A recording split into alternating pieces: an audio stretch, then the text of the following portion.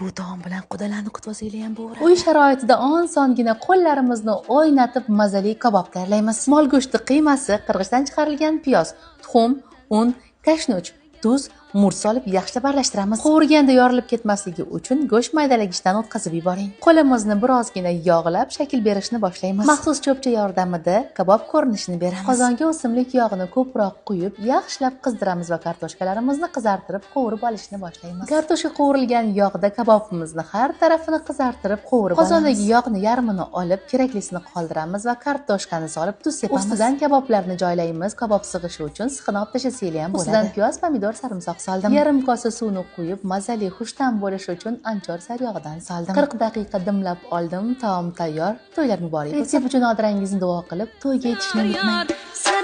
Sara do'konlardan sep qildirgin yor.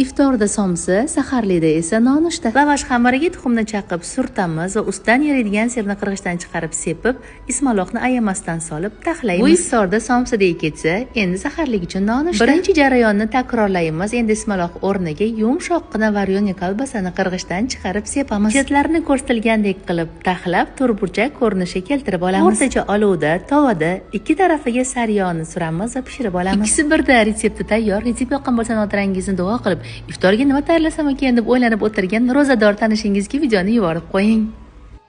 Yog'lari bilchillab ko'ngilga tegmaydigan iftorlik uchun yengilgina salat retsepti. Bu salat bejizga trendga chiqmabdi. Tayyorlanishi oson, mazasi esa juda ham xushxo'r bo'ladi. Baqlajonni parak qilib to'g'rab, tuzli suvga bo'ktirib, biroz tingach, olib liskga shu ko'rinishda joylab, ustidan qirg'ichdan chiqarilgan sirni sepamiz. 180-190 gradusda pishirib olamiz. Yaxshilab sovib olgach, orqa tarafini o'girib, pergamentni ko'tarib olamiz. Baqlajon yog'da qovurilmadi, quruq bo'lib qolmasligi uchun labnet va rojniy siriga maydalangan chesnokni solib aralashtirib, bir tekisda surib olamiz. Bu salatga ukrop o'zgacha ta'm beradi. Ustidan yupqa qilib kesilgan pomidorni joylab, rulet ko'rinishda o'rab olamiz. Chiroyli, mazali, yengil hazm bo'ladigan salat retsepti tayyor. Retsept yoqqan bo'lsa, notarangizni duo qilishni unutmang.